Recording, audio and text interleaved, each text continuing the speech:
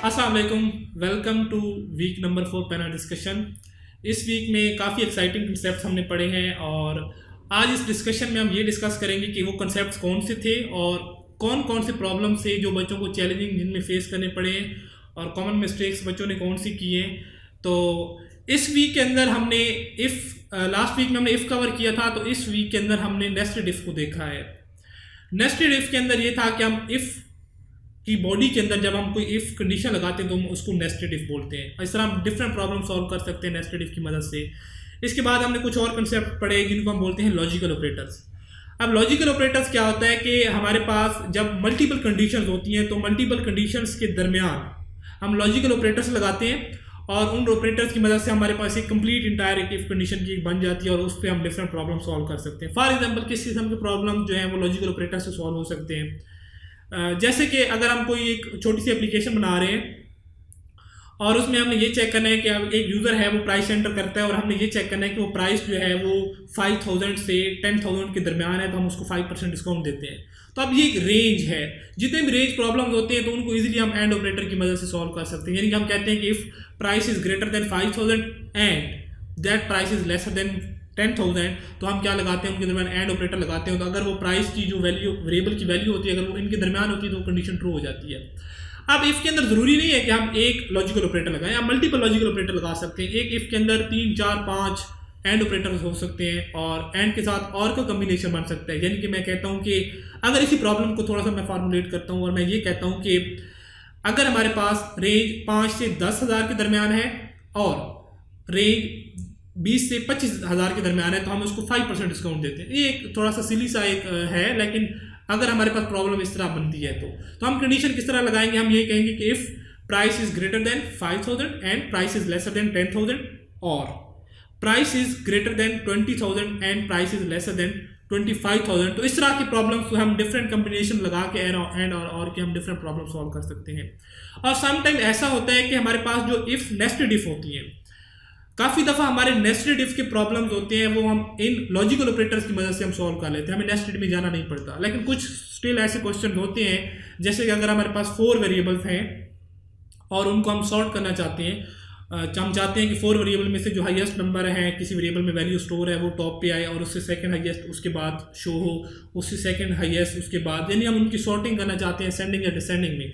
अब ये एक ऐसी प्रॉब्लम है जिसमें हम लॉजिकल ऑपरेटर्स भी यूज़ करेंगे और इसमें हम जो है नेस्टेड इफ भी यूज़ करेंगे। और इसकी एक एप्लीकेशन जो हमारा प्रोजेक्ट है यूनिवर्सिटी एडमिशन मैनेजमेंट सिस्टम जो हम बना रहे हैं, इस प्रॉब्लम की सोल्यूशन हम उसमें करेंगे। तो आप देखेंगे कि इसमें दोनों की जो है जो कम्बिनेशन यूज़ हो रहे हैं। So now over to Maida ma'am, जो आपको बताएंगी कि इस जो है वीक के अंदर बच्चों को कौन कौन सी जो है चैलेंजेस हमने दिए हैं और सबसे जो इम्पोर्टेंट चैलेंज था जो बच्चों को जिसके ऊपर सबसे ज़्यादा टाइम लगा सॉल्व करने में वो कौन सा था और उस चैलेंज को सॉल्व करने के लिए हमें किस तरह उसको अप्रोच करना पड़ेगा। Thank you. अच्छा, अब हमने ना टोटल 9 प्रॉब्लम्स जो थे, 9 चैलेंजेस हमने दिए थे बच्चों को और उन्होंने जो थे ना वो ट्राई आउट किए थे। तो सबसे ज़्यादा जो टफ प्रॉब्लम था हमारे पास, क्योंकि हम कॉम्प्लेक्सिटी वाइज उसको इंक्रीज़ कर रहे होते हैं, तो हमारे पास जो प्रॉब्लम 9 था वो उसमें बच्चों को काफ़ी ज़्यादा चैलेंजेस फेस करने पड़े थे। तो अब हम देखते हैं कि इसकी स्टेटमेंट हमें क्या कह रही है और इसके मुताबिक फिर हम अपनी जो लॉजिक है वो किस तरह बिल्डअप करेंगे। तो अब सबसे पहले जो है वो हमें कह रहा है कि जो फिगर है वो कंसिस्ट ऑफ 6 ब्लॉक्स। इसका मतलब है कि जो फिगर यहाँ पे हमारे पास गिवन है उसके अंदर टोटल हमारे पास 6 ब्लॉक्स हैं और उसका साइज़ उन्होंने बताया हुआ है वो हमारे पास h × h है। मतलब जितनी हाइट होगी उसकी उतनी ही विड्थ होगी हमारे पास, तो वो हमारे पास इक्वल साइज़ का जो है वो हमारे पास एक बॉक्स होगा। जिस तरह इन्होंने इस एग्जांपल में हाइट जो है वो एज जो है वो 2 दिया हुआ है, तो इसका मतलब है कि उसकी हाइट भी 2 होगी और उसकी जो हमारे पास विड्थ है वो भी 2 होगी। तो अब ये कह रहा है कि जो हमारे पास उसकी प्लेसमेंट है वो जिस तरह ये फिगर में गिवन है इसी तरह प्लेस किए हुए हैं। मतलब ये कि हमारे पास नीचे जो हैं वो 3 ब्लॉक्स हैं और यहाँ पे जो सेकंड ब्लॉक है उसके ऊपर जो है वो फर्दर 3 ब्लॉक्स प्लेस किए हुए हैं। तो टोटल हमारे पास ये 6 ब्लॉक्स का कॉम्बिनेशन बना हुआ है। तो उसको वो एक बिल्डिंग कंसिडर कर रहा है। तो अब यहाँ पे वो कह रहा है कि जो आपके पास बिल्डिंग है उसकी जो आपके पास यहाँ पे पोजीशन है तो वो हमारे पास 0, 0 पे है। इसका मतलब कि एक्स एक्सिस जो है वो 0 है हमारे पास और उसका वाई एक्सिस भी यहाँ पे 0 है, क्योंकि ये वाली हमारे पास ये पॉइंट बन रहा है। और उसी तरह वो कह रहा है कि जो आपके पास इस बिल्डिंग का अपर राइट एंगल है ये वाला, उसका आपके पास पोजीशन बन रही है एक्स के कॉरस्पॉन्डिंग आपके पास है 2 इंटू एच। इसका मतलब है कि जो आपके पास एक्स एक्सिस पे उसकी लोकेशन होगी वो ये वाला पॉइंट बनेगा। इसका मतलब है 2 एच को मिला के आपके पास ये वाला पॉइंट एक्स एक्सिस के कॉरस्पॉन्डिंग, और उसकी हाइट जो है वो टोटल जो चारों के चारों आपके पास ब्लॉक्स हैं उनको मिला के आपके पास यहाँ तक उसकी हाइट बन रही है। तो ये आपके पास 4 इंटू एच पोजिशन बनेगी। तो अब ये जो हमारे पास फिगर गिवन है ये हमारे पास h इज इक्वल टू 2 के लिए है। अब हम देखते हैं कि हमारा काम क्या है इसके अंदर। अब यहाँ पे हमें वो बता रहे हैं कि आपने एक ऐसा प्रोग्राम लिखना है जो कि एंटर करेगा एक इंटीजर नंबर h, जो कि आपके पास इस बॉक्स की हाइट और विड्थ दोनों को डिटरमिन करेगा, और फिर आपने यूज़र से एक इनपुट लेनी है जिसके अंदर वो x और y आपके पास एक पॉइंट के x और y कोऑर्डिनेट्स देगा जो भी इंटीजर्स में होंगे, और फिर आपने बताना है कि क्या वो जो पॉइंट है, अगर ये वाला पॉइंट है तो ये आपके पास इस बिल्डिंग से बाहर लाई कर रहा है, और अगर कोई इस तरह का पॉइंट होगा तो आपने बताना है कि वो आपके पास बिल्डिंग के जो बॉर्डर है वहाँ पे लाई कर रहा है, और अगर कोई आपके पास बिल्डिंग के अंदर पॉइंट है तो वो आपने बताना है कि वो आपके पास उस बिल्डिंग के अंदर लाई कर रहा है। तो अब यहाँ पे हमारे पास 3 तरह के हमें जो है ना इसको अप्रोच करने से पहले देखना होगा कि हमें देखना है कि हमारे पास बॉर्डर पे कौन कौन से पॉइंट्स बन रहे हैं। वो हमें हर बॉर्डर जो हमारे पास पूरा का पूरा है उसके लिए कंडीशंस लगानी है कि ये सारी हमारे पास बॉर्डर के लिए कोई भी पॉइंट आए तो वो हमें सी आउट कर दे कि ये बॉर्डर पे है। और फिर उसी तरह हमने देखना है कि इस बॉर्डर से बाहर कितने पॉइंट्स हैं, वो हमारे पास नेगेटिव में भी जा सकते हैं और पॉजिटिव में भी जा सकते हैं। वो सारा एरिया हमारे पास आउटसाइड होगा, और जो सिर्फ ये इतना सा एरिया है हमारे पास शेडेड कलर में वो हमारे पास इनसाइड होगा।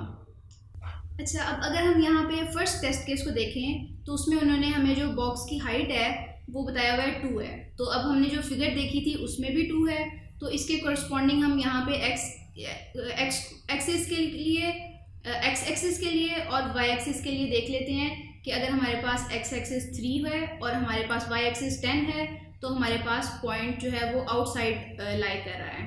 तो अब हम यहाँ पे देखें तो ये उन्होंने पॉइंट हमें ड्रॉ करके भी दिखाया हुआ है कि अगर हमारे पास x3 है, ये हमारे पास x3 बन रहा है इधर, और ये जो है हमारे पास हाइट जो है उसकी y एक्सिस जो है वो 10 है, तो ये पॉइंट हमारे पास बिल्डिंग से बाहर है। तो अब हम इसके लॉजिक की तरफ चलते हैं और हम देखते हैं कि हम किस तरह कंडीशनल स्टेटमेंट्स और लॉजिकल ऑपरेटर्स को यूज़ करते हुए इसका सोल्यूशन कर सकते हैं। तो अब सबसे पहला काम हमें यूज़र से जो है वो इनपुट लेना है कि हमें उसकी हाइट बता दे और हमें x और y इनपुट दे दे। तो उसके लिए ये हमने पहले काफ़ी दफ़ा काम कर लिया हुआ है। अब हमने सबसे पहले वेरिएबल्स डिक्लेयर किए जिसमें हमने अपनी बॉक्स का हाइट लेनी है, वो हमने h ले लिया वेरिएबल, और हमने जो x और y एक्सिस के लिए वैल्यूज़ लेनी है वो हमने x और y दो इंटीजर के लिए वेरिएबल डिक्लेयर कर लिए। अब हमने यूज़र से इनपुट ले लिए उनके अंदर। अब यूज़र जो भी हमें इनपुट देगा उसके मुताबिक अब हमें कैलकुलेशंस करनी होंगी। तो अब सबसे पहले जो है वो हम देखते हैं कि हमारे पास बाउंड्री के लिए कितनी कंडीशंस लगेंगी। अब सबसे पहले अगर हम देखें यहाँ पे हमारे पास बाउंड्री बन रही है, सबसे नीचे वाली बाउंड्री अगर हम देखें तो वो हमारे पास अगर हमारे पास हाइट 0 है यहाँ पे, और रेंज हमारे पास जो x एक्सिस की है वो बन रही है 0 से लेकर 3h तक। अब वो h जितना मर्जी यूज़र एंटर करे वो हम उसके साथ मल्टीप्लाई करके कैलकुलेशंस कर लेंगे। तो अब हमारी रेंज बनेगी यहाँ पे, अगर वो 0 से वैल्यू बड़ी है और हमारे पास 3h से वैल्यू कम है तो ये टोटल रेंज हमारे पास x एक्सिस की बन रही है, और यहाँ पे हमारे पास जो y है वो हमेशा 0 है हाइट। तो वही हमने यहाँ पे कंडीशन लगाई हुई है कि अगर हमारे पास x एक्सिस जो है वो ग्रेटर देन और इक्वल टू 0 है हमारे पास, और उसके साथ हमारे पास जो है ना वो हमारे पास 3 इंटू एच के से कम होगा, तो ये हमारे पास टोटल बाउंड्री बनेगी उसकी x के लिए, और हमारे पास जो y हाइट है यहाँ पे 0 है। तो ये एक हमने कंडीशन लगाई है। यहाँ पे हमें पता चल गया कि जो सबसे नीचे वाली बाउंड्री है वो हमें यहाँ पे हमने डिटरमिन कर ली है। तो अब हम इसके बाद सेकंड बाउंड्री देखते हैं कौन सी बनेगी। अब हमारे पास जो सेकंड बाउंड्री है वो हमने ये वाली ऊपर वाली कैलकुलेट की है। इसके अंदर हमारे पास जो उसकी हाइट है वो हमारे पास फिक्स्ड है, जो कि हमारे पास h होगी टोटल, और जो हमारे पास x की रेंज है वो बन रही है 0 से लेकर h तक, क्योंकि सिर्फ ये बाउंड्री है, इसके अंदर वाली जो है ये हमारे पास बिल्डिंग के अंदर वैल्यू बनेगी। तो इसलिए हमें जो उसके लिए फॉर्मूला लगाना पड़ेगा वो हमें यहाँ से लेकर यहाँ तक x की रेंज कैलकुलेट करनी है।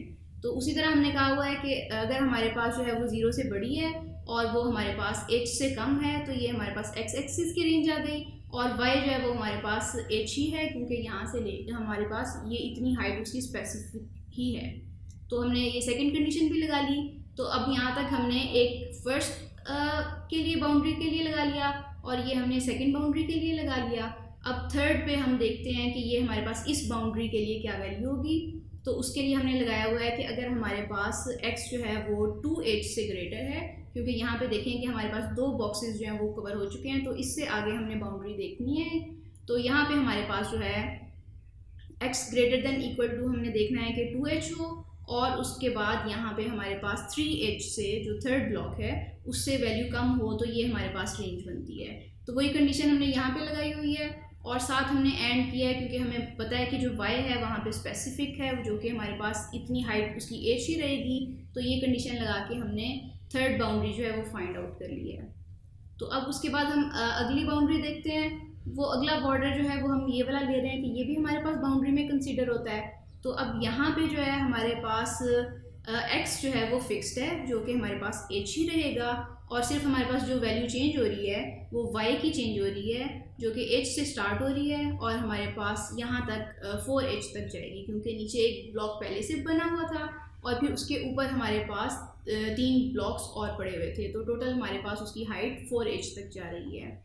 तो इसकी बाउंड्री के लिए हमने ये वाली कंडीशन लगा ली। उसके बाद नेक्स्ट जो है वो हमने इस बाउंड्री के लिए कंडीशन लगानी है।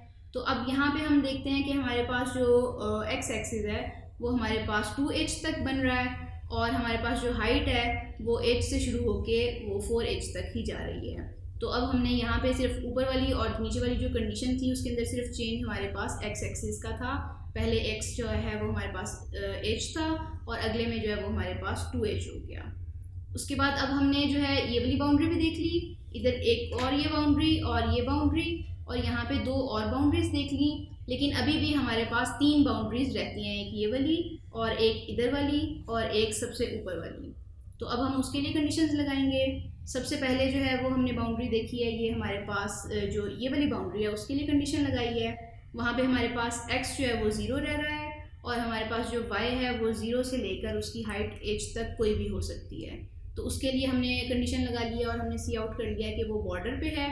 अब इसी तरह हम जो है इसके लिए भी कंडीशन लगा लेते हैं, और वो कंडीशन हमारे पास होगी कि हमें स्पेसिफिकली पता है कि यहाँ पे हमारा x एक्सिस जो है वो 3h ही रह रहा है, और हमारे पास y जो है वो चेंज हो रहा है 0 से लेकर वो हमारे पास h तक उसकी रेंज रहेगी। तो हमने वो रेंज लगा लिया है कि अगर 0 से के इक्वल है और उससे बड़ा है और y से जो है वो छोटा है तो वो हमारे पास ये वाला बॉर्डर पे आ जाएगा। और इसी तरह जो है वो हमारे पास एक ऊपर वाला बॉर्डर रह गया। उसके अंदर हमारे पास यहाँ पे हमने देखा है कि अगर हमारे पास एक जो हाइट है वो हमारे पास 4h ही रह रही है और हमारे पास सिर्फ x की वैल्यू चेंज हो रही है। यहाँ पे वो हमारे पास फर्स्ट ब्लॉक से लेकर सेकंड ब्लॉक के एंड तक ये वाली वैल्यू रखनी है हमने।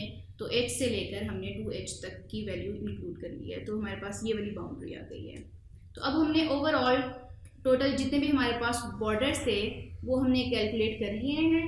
तो अब इसके बाद हम एक काम ये कर सकते हैं कि हम इनर वाली साइड सारी फाइंड कर लें, या हम ये कर सकते हैं कि आउटर वाली सारी फाइंड कर लें और फिर बाकी जो है वो हम एल्स के अंदर कैलकुलेट कर लें। तो हमारे लिए आउटर बाउंड्री जो है वो कैलकुलेट करना ज़्यादा आसान है, तो हम आउटर वाली कैलकुलेट कर लेते हैं।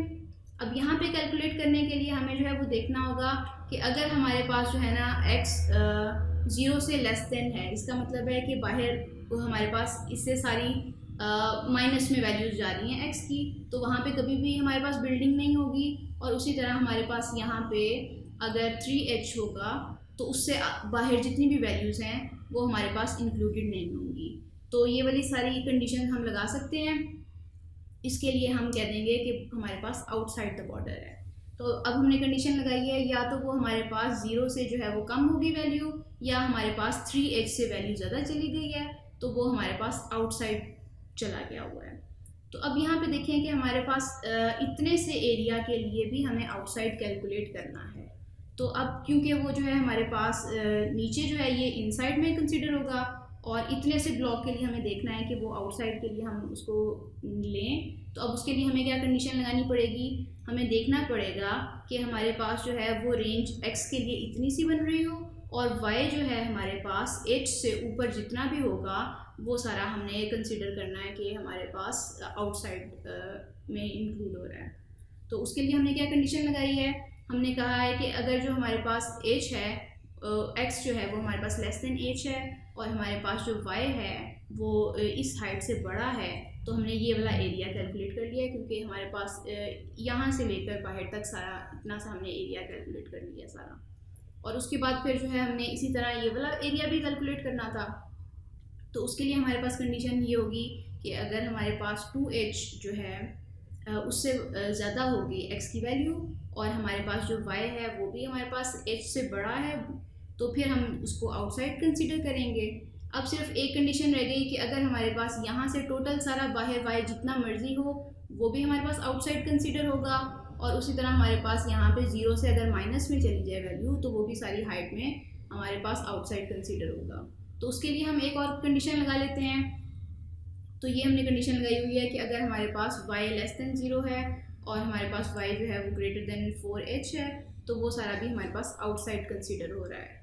तो अब हमने बॉर्डर के लिए सारी कंडीशंस लगा ली और हमने यहाँ पे आउटसाइड के लिए सारी कंडीशंस लगा ली। तो अब यहाँ पे हमारे पास सिर्फ एक कंडीशन रह गई है जो हम एल्स में लगा सकते हैं, बाकी सारा जो है वो हमारे पास इनसाइड ही आएगा। तो हमने एक और एल्स लगाया जिसके अंदर हमने सी आउट कर दिया कि वो हमारे पास इनसाइड है। ये एक बहुत कम्प्लेक्स प्रॉब्लम थी जिसको हमने होलिस्टिकली देखा है। इसकी एक और भी तरीका हो सकता है कि अगर आप इस तरह की कम्प्लेक्स प्रॉब्लम को डायरेक्टली सॉल्व नहीं कर पा रहे तो इसका बेस्ट वे ये है कि आप पहले एक छोटा सा प्रोग्राम लिखें, या फॉर एग्जांपल आप कहें कि एक प्रोग्राम हम लिख रहे हैं कि जो एक ये बताता है कि एक आपके x एक्सिस और y एक्सिस दो वैल्यूज़ लेते हैं और आपको पता है कि एक स्पेसिफिक साइज़ का आपके पास एक रेक्टेंगल है और वो प्रोग्राम जस्ट इतना बताया कि वो जो पॉइंट्स हैं वो उस रेक्टेंगल के अंदर हैं, उसकी लाइन पे है। यानी कि आप बजाय इसकी कि पूरी इस बिल्डिंग की शेप को सॉल्व करने के बजाय आप पहले एक रेक्टेंगल को सॉल्व, या एक स्क्वायर है तो एक स्क्वायर को सॉल्व करें, फिर आप इसकी जो बॉटम जो रूम्स हैं स्क्वायर वाइज पहले उसको फिर सॉल्व करें, फिर जो इसकी टावर बिल्डिंग है उसको सॉल्व करें। फिर आप जब इस लेवल पे प्रॉब्लम को सॉल्व करेंगे फिर आप इसको देखेंगे तो होलिस्टिकली आप इसको एक ही दफ़ा प्रॉब्लम को सॉल्व कर सकते हैं। तो ये एक अप्रोच होती है कि हम एक प्रॉब्लम को छोटी छोटी सब प्रॉब्लम में डिवाइड करते हैं और उनको अप्रोच करने की कोशिश करते हैं, तो उसके बाद हम जो है पूरी प्रॉब्लम को ईजिली सॉल्व कर सकते हैं। So that's it for this week. काफ़ी इन्जॉय किया मैंने तो इस वीक, बहुत इन्जॉय किया बच्चों के साथ। बच्चे भी काफ़ी एनर्जेटिक थे प्रॉब्लम सॉल्व करके, और काफ़ी सारे बच्चे तो ये थे कि वो हम बार बार मुझे रिक्वेस्ट कर रहे थे कि सर हमें और प्रॉब्लम नहीं करने के लिए। तो अभी तक तो वेरी इंटरेस्टिंग जा रहा है हमारा एक्सपीरियंस यूटी के अंदर। अब आपका फीडबैक हमें चाहिए कि आप लोगों का एक्सपीरियंस कैसे जा रहा है। हमारे यूट्यूब चैनल के ऊपर कमेंट करके हमें ज़रूर बताएं कि आप लोगों का फीडबैक इस कोर्स के बारे में क्या है और हम किस तरह इस कोर्स को मज़ीद इंप्रूव कर सकते हैं। Thank you so much.